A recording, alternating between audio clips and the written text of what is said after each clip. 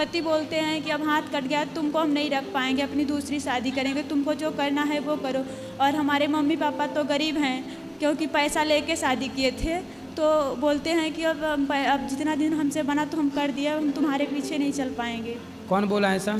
पापा बोलते हैं, और मम्मी पैसा ले करके उन लोगों से शादी किए थे, तो इसलिए बोलते हैं। अच्छा, मतलब ससुराल वालों से पैसा लेकर हाँ, माँ बाप ने हाँ। और अपनी लड़की दी थी, मतलब लड़की बेच दी थी, ये कहो सीधा।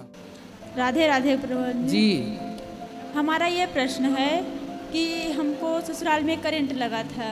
हाँ। फिर वहाँ पति हमारे ले आकर के अस्पताल में एडमिट किए थे, और जब हाथ का ऑपरेशन करवा दिए तो बोलते हैं जाओ तुम मायके में रहो, हम तुम अब दूसरी शादी करेंगे, हम तुमको नहीं रख पाएंगे।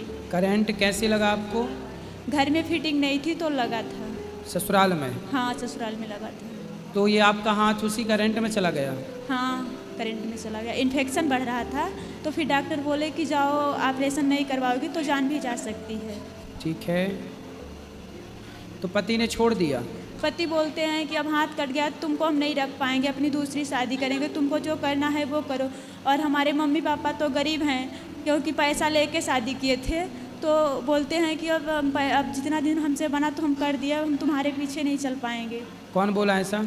पापा बोलते हैं, और मम्मी पैसा ले करके उन लोगों से शादी किए थे, तो इसलिए बोलते हैं। अच्छा, मतलब ससुराल वालों से पैसा लेकर हाँ, माँ बाप ने हाँ। और अपनी लड़की दी थी, मतलब लड़की बेच दी थी, ये कहो सीधा। हाँ, तो यही पति अब बोलते हैं कि तुम्हारे पिता बेच दिए थे और तुम्हारा हाथ चला गया तो मैं नहीं रख पाऊंगा। पति क्या करते हैं? 2 नंबर की धंधा करते हैं गुरुजी। 2 नंबर का क्या? कोरेक्स हो गया और गांजा हो गया। गांजा बेचते हैं? हाँ। बताओ, इस हाल में जब पत्नी का हाथ ससुराल में करंट लगने से कट गया तो पुरुष को तो और साथ देना चाहिए अपनी पत्नी का। हर पति को और हर पत्नी को अपने जीवन साथी और जीवन संगिनी का एक दूसरे का हर परिस्थिति में साथ देना चाहिए, यही धर्म है। हाथ कट गया तो साथ नहीं देंगे, ये तो गलत बात है पति की। तो आपने फिर क्या निर्णय लिया? मैं तो ये बोलती हूँ कि जब तुम्हारे घर में हमारा हाथ का ऑपरेशन हो गया तो तुम्हारे द्वारा हमको जो हो जाएगा हमारे लिए सही है, लेकिन तुम हमको अपने घर में और अपने साथ में रखने के लिए रेडी तो हो जाओ। तो बच्चे हैं आपके? नहीं, अभी बच्चे नहीं हुए। शादी की कितना टाइम हो गया? शादी का टाइम हो गया है 23 अप्रैल 2024 में शादी हुई थी, और 23 अगस्त 2024 में करंट लगा था, और इसके बाद फिर जनवरी से हमको ले जा करके मायके में छोड़ दिए, घर के पछीती गैधुरिया के समय में, और तब से हमारा नंबर ब्लॉक लिस्ट में डाल दिए, कांटेक्ट में नहीं है। कितनी उम्र है आपकी? हमारी उम्र इस समय 22 वर्ष की है। 22 साल। तो आपके माँ बाप ने आपको कितने रुपए में बेचा था?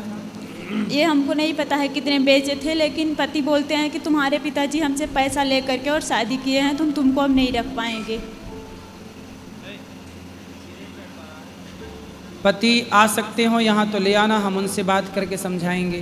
पर आप अच्छे काम करो, आप पति के पास रहो ना ससुराल में, बोलो हम विवाह करके आए हैं, हम आपके साथ ही रहेंगे, और साथ में रहें तो फिर ले आना हमारे पास, हम उनको समझाएंगे।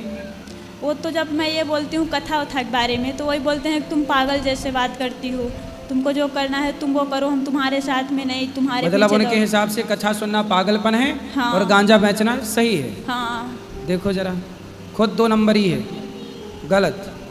और सही काम के लिए कथा वही लोग नहीं सुनते, धर्म से वही लोग नहीं जुड़ना चाहते जो स्वयं पापी हैं या अधर्मी हैं। जो गलत रास्ते पर चल रहे हैं उनको सही रास्ता क्यों अच्छा लगेगा? आप तो उनके साथ रहो, बोले हम आपकी पत्नी हैं, हम आपके साथ रहेंगे। ठीक है। और ज़्यादा ऐसा करें तो बोलना कि फिर हम कहाँ जाएं, हम पुलिस को सूचना देना पड़ेगी, और हम कहाँ जाएं आपके सिवा, उसी घर पे रहो। पुलिस को भी सूचना देने जब ऐसे बोले तो मैं गई थी, तो थाना प्रभारी बोले कि ये छोटी मोटी केस है, तुम लोग कुत्ते जैसे थाने पे पहुँचाए हो। आप पति के पास रहो अभी। ठीक है। पुलिस लोग भी सामान्य केस नहीं सुलझाते, बड़ा जब कुछ क्राइम हो जाएगा तब वो इन्वॉल्व होते हैं, क्राइम होने के पहले वो इन्वॉल्व नहीं होते, बोले ये सब छोटा मोटा है।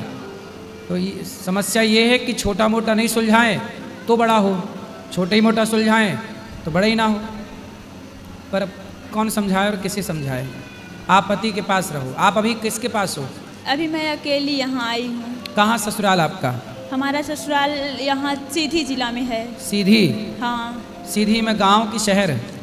गांव अमिलिया गांव में है, करौली में है। करौली गांव?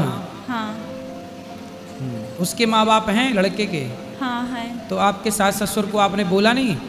मैं ससुर जी से बोली थी, जब पति हमारे बोले कि हम दवा नहीं करवा पाएंगे तो मैं बोली, तो वो बोले कि हम भेजते हैं डॉक्टर तुम्हारे मायके तो दवा करवा देंगे, हमारे ससुर बोले थे। और सास को हमारे हवा की शिकायत है। तो हवा की शिकायत? हाँ। मतलब उनको कूलर की हवा लगती है? वो हवा लग गया है, लकवा की शिकायत है। लकवा?